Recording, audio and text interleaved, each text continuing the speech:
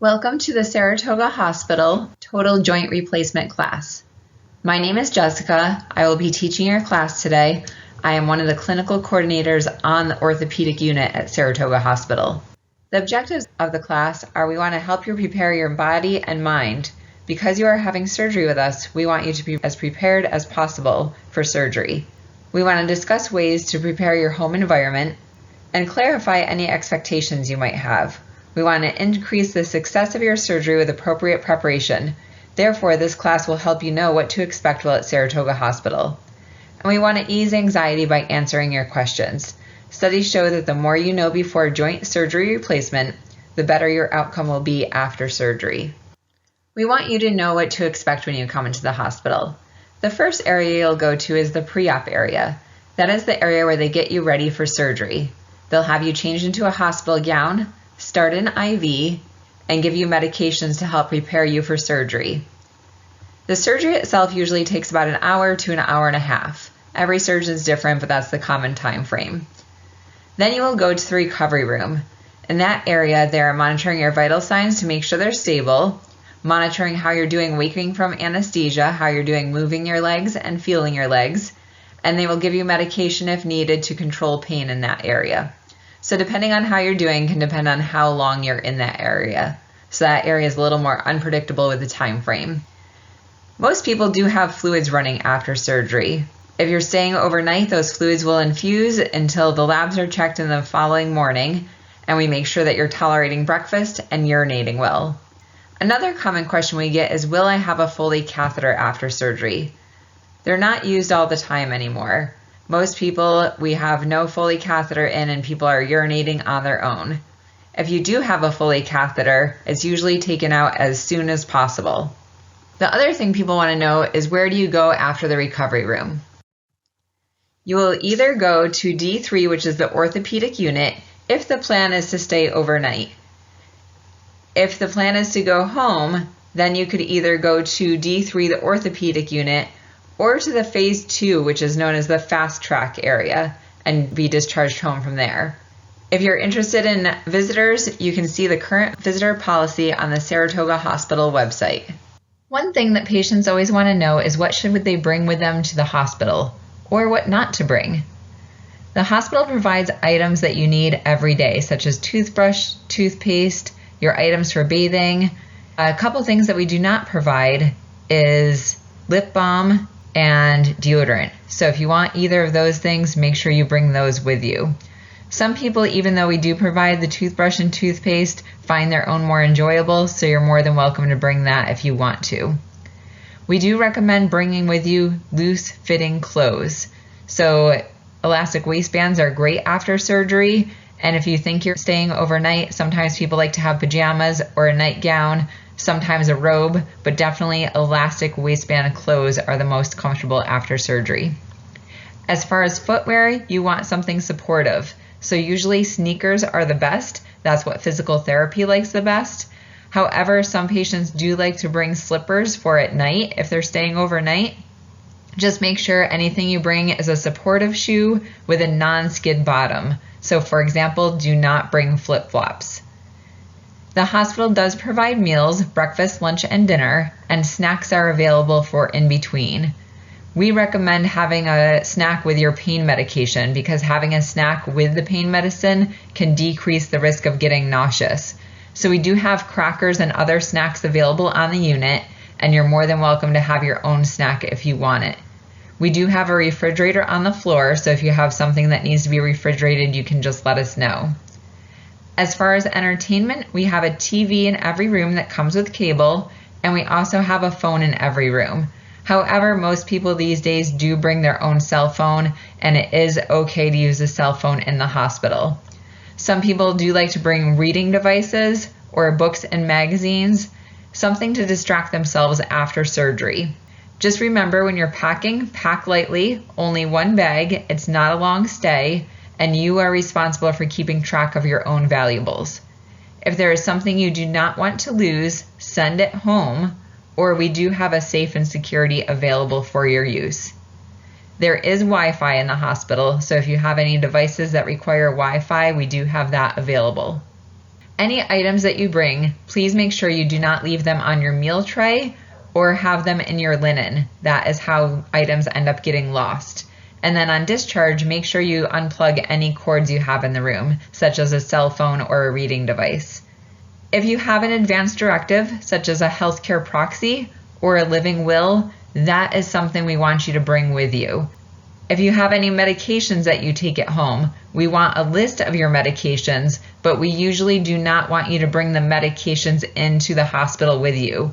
We will give you medications while you are here. Sometimes there are certain items that the hospital might not carry, such as an eye drop or an inhaler, and in that case we may ask you to bring your own medication. But otherwise, do not take your own medications while you're in the hospital because we wouldn't want something to interact with something that we are giving you. If you have a CPAP or a BiPAP, you do need to bring that with you. That is especially important after surgery because getting the pain medications can lower respiratory rate. So if you use a CPAP or BiPAP at home, you want that with you for safety. After surgery, you will have some equipment while you're in the hospital. So for example, we put on sequential compression devices. Those are devices used to squeeze your legs or your feet to help prevent blood clots. Some providers still use anti-embolism stockings. Those are stockings, again, worn to help prevent blood clots. And if you have those, you would wear those in the hospital, but also wear them at home for usually 2 weeks after surgery. As far as ice, for knee patients, we have an ice machine while you're in the hospital. For hip patients, we have ice packs available, and both knee and hip patients should continue to use ice at home. You will also use an incentive spirometer after surgery. That is a device used to exercise your lungs to help prevent things like pneumonia after surgery. People also want to know when they can get dressed. Getting dressed will depend on what you're hooked up to and when your discharge plan is. Occupational therapy likes to work on getting dressed with you before you go home to determine if assistive devices are needed. We try and get you out of bed as soon as possible. That will be determined by nursing and physical therapy, and the goal is usually to try and get you up within 4 to 6 hours after the surgery end time. But that will depend on a few factors, such as your vital signs. If your blood pressure is low, it is unsafe sometimes to get you up. We'll also want to see how you're doing with your muscle movement and your sensation. Are you able to feel your toes, feel your feet? Can you feel your butt muscles? We want to make sure that those things are safe before we get you up and moving. As far as restrictions after surgery, there aren't many restrictions. For knee patients, there's no kneeling on that new knee, and you shouldn't place anything under the knee like pillows. Your knee could stiffen in the bent position. For hip surgery, check with your surgeon. Most surgeons nowadays are saying no unnatural movements for after hip replacement. This is an example of an incentive spirometer. This is what we want you to use after surgery to exercise your lungs to help prevent pneumonia. You would put the tube in your mouth and take a nice deep breath in. So you would slowly inhale until you reach the goal that your nurse has made for you. After you take the deep inhale, you should hold your breath for about 3 seconds. Then remove the mouthpiece from your mouth and breathe out normally. Repeat that 10 times, taking a few normal breaths in between the deep breaths. After you've finished exercising 10 times, it is important to take a deep breath and cough. And again, you should cough 2 to 3 times. You should use this every hour while you're awake, and make sure you keep it in a place in your room and at home while you can reach it. While you're in the hospital, we want to make sure that you are safe. Our priority is to keep you and your new joint safe. You're at a high risk for falling related to surgery, anesthesia, and medications. So call, don't fall. Use the call button, and only employees should be able to assist you with getting up. Because we want to make sure you're safe, we do use a bed alarm and a chair alarm while you're in the hospital. And that applies the entire time you are in the hospital, even after you pass therapy and even when you have discharge orders written. While you are in the hospital, we're going to ask you often to rate your pain on the scale of 0 to 10. 0 meaning no pain, 10 meaning the worst pain you've ever had. After surgery, it is expected that you will have surgical pain. If you think your pain will be 0 after surgery, that is unrealistic. When asked about your pain level, it's important to move the leg that you had surgery on in order to give us an accurate number. If you're laying still in the bed or sitting still in the chair, your pain might be very low. But then if you move that leg, your pain might increase. So it's important to move the leg in order to give us an accurate number so we can accurately medicate you. You have many medications available to you while you're in the hospital. They're usually given by mouth, so that way we know the by mouth medications you're going home on work for you.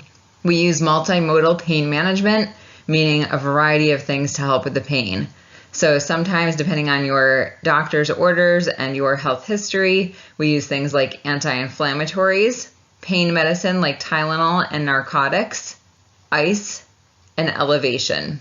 One thing these days that they try and do is give some scheduled medications, meaning around-the-clock medications that are automatically given. You do not need to ask for them. Again, depending on your health history, it could be things like Tylenol, an anti-inflammatory, and sometimes a narcotic given automatically around the clock. You will also have as needed medications available for breakthrough pain, meaning if you're having pain, you need to ask for these pain medications. These are usually stronger narcotics that we give. If you're having any side effects with any of the medications, such as nausea, vomiting, itching, dizziness, confusion, or fogginess, please let the staff know. The only way we know you're having these issues is if you tell us, and then we can do something about these issues. So for example, if you're nauseous, we could either give you some nausea medication, or we could give you some ginger ale, or talk to the provider about changing the pain meds you're on if it's causing nausea. After surgery, it's important to use ice. Ice helps with the pain, the bruising, and the swelling. When you're in the hospital, we'll have ice packs on you, or for knee surgery, an ice machine. When you go home, you can use ice packs. For knee surgery, you can request a machine from the doctor's office. There is a fee for that. Or you can use a bag of frozen vegetables. Remember, with ice, it can cause an injury to your skin if left in one place for too long. So you want to rotate the area that you have the ice packs on, and also use something to protect your skin from the ice. So for example, put a pillowcase over your ice pack, or put a small kitchen towel between the ice pack and your skin. General rule of thumb is also to have the ice on for 20 minutes and off for 20 minutes, not left on constantly when you're home. In the hospital, we have it on longer because we are assessing your skin. It is also important to elevate after your surgery to help with the swelling. So when you're elevating, general rule of thumb is you want those toes above the nose to get your leg nice and elevated. So when you go home, it's important to put pillows under your leg to get that leg elevated when you're laying down in bed or reclined in a chair. For knee patients, you don't want to put a pillow underneath your knee. You want that underneath the calf area of your leg. So make sure you elevate to help with the swelling after surgery. After surgery, we want to do what is possible to help prevent infection and blood clots. So some ways we can help prevent infection are hand hygiene. So not only should you wash your hands, but you should encourage your visitors to wash or sanitize their hands, and speak up if staff do not wash or sanitize their hands. If you're a smoker, quit smoking, because smoking can increase the risk of an infection after surgery, and same with drinking alcohol. If you are allowed to shower, remember, no soaking such as tub baths or pools. That could increase the risk of infection after surgery. Signs of infection that you would want to watch for is if you have a fever, increase in redness, or a foul drainage from the incision. We also want to prevent blood clots after surgery. So how we can do that is activity and exercise. So activity would mean working with physical therapy when they come in to work with you, getting up and walking with the nursing staff, and then completing exercises on your own while you're in the bed or in the chair in the hospital. If you have anti-embolism stockings, wear those as prescribed by your provider, and you will wear sequential compression devices while you're in the hospital to help prevent blood clots. The sequential compression devices are on your feet or on your legs, and they squeeze to help prevent blood clots. You will also be on some sort of medication to help prevent blood clots, such as Eliquis, Xarelto, or aspirin are the most common ones given, and once in a while, depending on your medical condition, you may be prescribed Coumadin and or Lovenox. After surgery, we time the medication based on your surgical time. So sometimes your medication could be given at an odd time. For example, you may be woken up at 1 o'clock in the morning to get a blood thinner if you're staying overnight. Signs and symptoms of a blood clot could be increased pain or hardness in the calf area of your leg. And then a side effect of being on a blood thinner could be bleeding. So if you have any bleeding that is abnormal for you, make sure you talk to your provider about that. Another common thing that people want to know is, when are you going to be discharged? The length of stay after this kind of surgery is usually 0 to 1 day, meaning you could go home the same day as you have the surgery. And if you don't go home the same day, most likely you will go home on post-op day 1, meaning if you have surgery on a Monday, plan on going home either Monday or Tuesday. If you have surgery on a Wednesday, plan on going home Wednesday or Thursday. And how we determine that, if you're ready for discharge, is, are you medically stable, meaning the provider has assessed you and feels you are medically stable, you're able to urinate, your pain is controlled by oral pain medications, you are not nauseous or vomiting, and in most cases they like you to be passing gas. Bowel movements aren't necessary, but they like you to be passing gas. And then, are you physically able? What that means is, have you met the physical therapy and occupational therapy goals, and have you received all of your equipment, such as a walker and a commode if needed. So it's important, because people go home so quickly, to think about getting your home ready ahead of time. So you'll want to have groceries. Sometimes it's good to have meals prepared. If you have rugs that are loose, maybe pick up those rugs and make a clear path to walk around. If you have bills to pay, get those done. Only a small percentage of patients need rehab nowadays, so most people do go home after surgery, so it's important to get your home ready. You will see this checkoff list at your bedside in the hospital. It's again talking about, are you ready for discharge, depending on, are you medically stable and physically able. So again, it's talking about, have you been able to urinate? Are you taking your medications orally, meaning by mouth instead of needing them through an IV? Did you receive all of your equipment? And have you passed all of your physical therapy goals, such as climbing stairs, getting in and out of a car, getting in and out of bed, walking safely with an assistive device, and you're able to do your exercises? Have you passed your occupational therapy goals, such as being able to bathe yourself, dress yourself, and using adaptive equipment as needed? The care manager in the hospital is available to assist in the coordination of care and discharge plan. After surgery, since the majority of patients go home, 95% approximately, they start outpatient therapy within 3 to 5 days after surgery. Outpatient therapy is usually 2 to 3 times a week for a number of weeks, and you can choose to go wherever you want for this outpatient therapy. It is important to set that appointment up prior to your surgery. In some cases, people need home physical therapy instead. In some cases, that's more appropriate based on where you live and your ride situation after surgery. If home therapy is needed, that will be set up by the care manager. She will work with a home care agency in whichever county you live in to get that set up for, again, 2 to 3 times per week, usually for a couple of weeks. In rare cases, some patients need to go to an inpatient rehab facility for a short stay. This would happen if you are not safe to be discharged directly to your home. Your insurance would need to approve this, and in some cases, you may need to pay for the transportation to the rehab facility out of pocket. The care manager will also assist in the discharging planning of some medications. Occasionally, some medications, such as narcotic pain medications or blood thinners, need prior authorization from your insurance company, so the care manager would assist with that if needed. The care manager also ensures that we are billing your insurance correctly and provide information to insurance companies as needed. As far as home equipment, most people will need to use a 2-wheeled walker like the one pictured on the left of your screen. The amount of time you will need to use the walker varies with everyone. Your physical therapist will guide you in the transition from a walker to a cane. If you do not have access to one like above, your orthopedic office will assist you in obtaining one prior to your surgery. You do not need to bring your walker with you to the hospital unless you need to have it sized for you. So for example, if you borrow that walker from a family member or a friend and it hasn't been sized to you, you should bring that with you to the hospital so we can adjust it for you and make sure it is the right walker for you. Some patients need to have a commode after surgery. That is what is pictured above on the right. If their toilets are especially low or you need the handles, this sometimes is needed after surgery. Again, ask your orthopedic office how to obtain one prior to your surgery. Most insurances will cover at least some of the cost of the commode and the walker. Sometimes therapy may recommend you use a shower seat or tub bench for your shower. Most insurance will not cover the cost of these. There is a loan closet available in Saratoga and Queensbury called Sale, where you may borrow these items for a short time.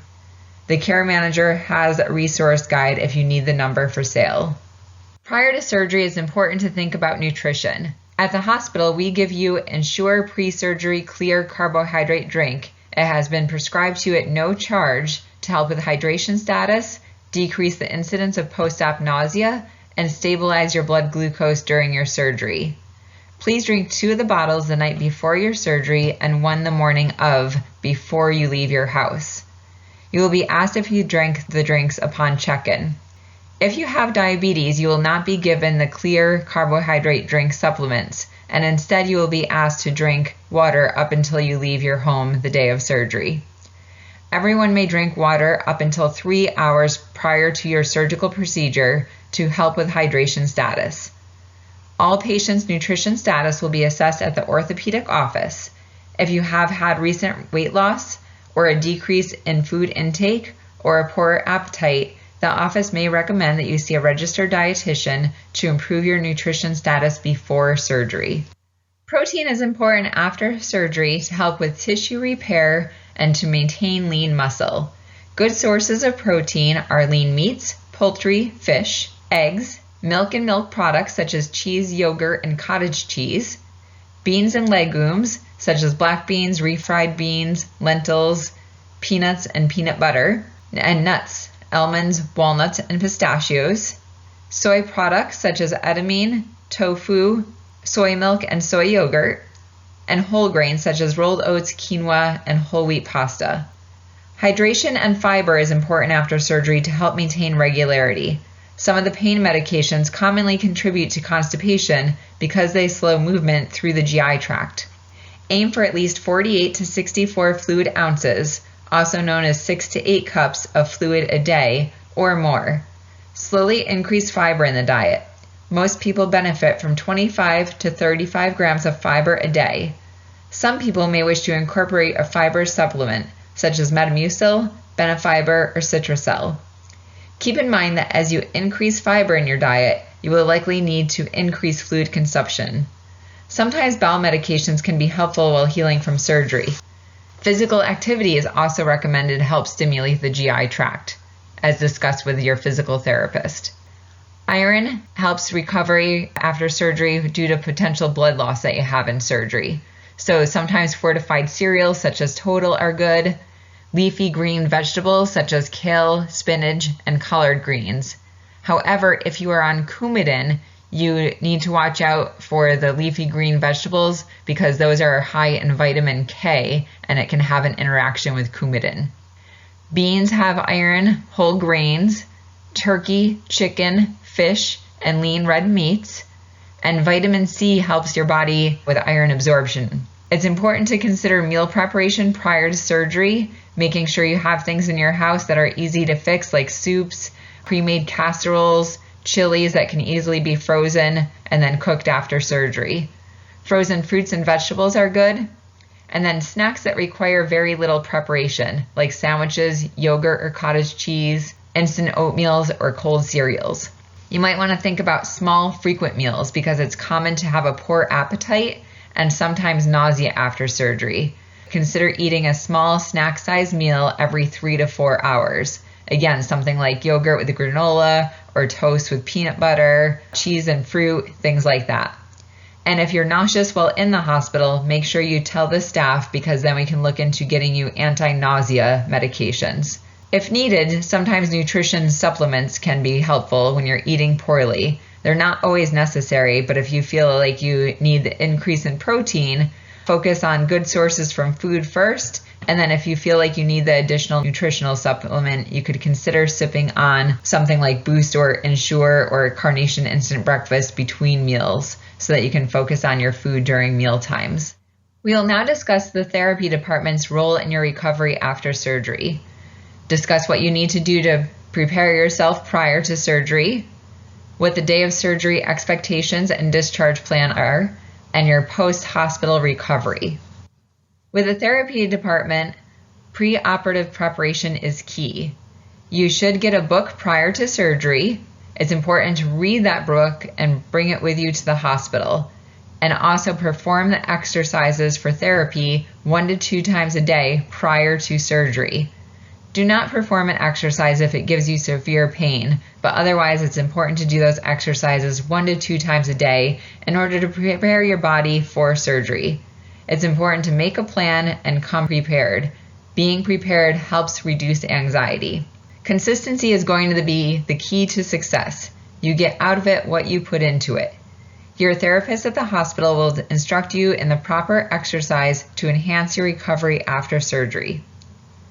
As far as equipment, if you have a 2-wheeled walker at home and it needs to be adjusted properly prior to your discharge from the hospital, label that walker and make sure you bring it with you to the hospital. When you're packing your clothing, think about the fact that loose-fitting clothing is going to be easiest to put on when occupational therapist works with you, and it's going to be more comfortable for you during your hospital stay. The physical therapist usually likes sneakers the best for support. If you do not have sneakers, think about a supportive shoe with a non-skid bottom. Think about the type of vehicle that you will be going home in and how you can get in and out of it. It's helpful to know that ahead of time. And then it's also helpful to know if you have stairs at home. Before surgery, kind of look at your stairs and think about how many stairs you have to go up and down and which side your side rail is on. The therapist likes to know that when they're going over stair instructions with you. In order to prepare your home, it's good to think about making a clear path from the bed to the bathroom. So for example, if you have throw rugs, those are some things that you might want to move. If you have a coach that's going to be supporting you at home, remind that coach or support person that it's best to take off time from work the day of your surgery and up to a week after discharge if they are able to do so. So physical therapy's role while you're in the hospital is to provide instruction and education. So physical therapy will work with you on transfers to and from surfaces. So for example, getting in and out of bed, standing up from a chair, car, or toilet seat, walking, stairs if you have them at home, and teaching you therapeutic exercises and range of motion. Occupational therapy will work on self-care things such as bathing, toileting, dressing, kitchen tasks, and getting out of a tub, shower, and transferring in and out of a car. Your first therapy session is usually 4 to 6 hours after surgery, if possible. Therapy tries to be initiated the day of surgery based on your OR time and your response to anesthesia. If you are a fast track, you must be cleared by physical therapy to return home. This includes climbing stairs if you have them. Most patients are able to use a walker to ambulate, meaning walk, after surgery, and they will be allowed to put full weight on the joint that they had surgery on, unless otherwise ordered by your surgeon. But usually you can put as much weight as you can tolerate on that new joint. When you get up with nursing or therapy, we want you to use caution when standing the first time. Sometimes your operated leg may feel heavy, and you may not feel like you have full control over it. This is normal and should improve within a few hours. It's also very common to experience pain and sometimes lightheadedness or nausea. It is normal after surgery, but it's also important to communicate any of these things with the staff caring for you. Additional therapy sessions will be provided based on your individual needs and goals. So if you end up staying overnight in the hospital, depending on how much more therapy you need, they could work with you 1 or 2 times a day. Therapy sessions will include review of mobility techniques, additional exercises, and education based on your needs. Discharge from the hospital is dependent on 2 factors. Are you medically stable, meaning are your vital signs within normal limits? Is your pain controlled with oral pain medications? Are you urinating? Are you passing gas?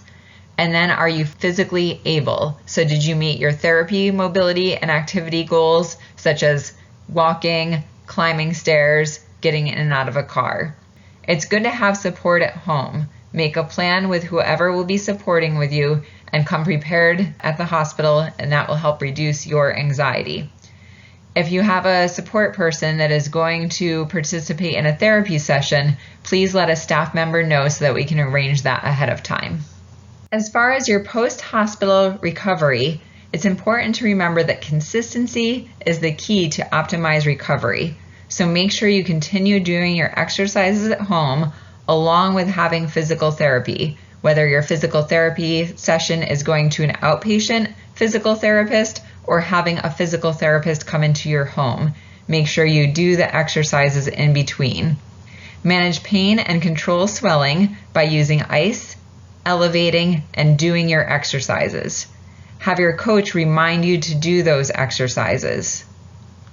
After surgery, some patients like to be able to look at their medical record, so we have a patient portal.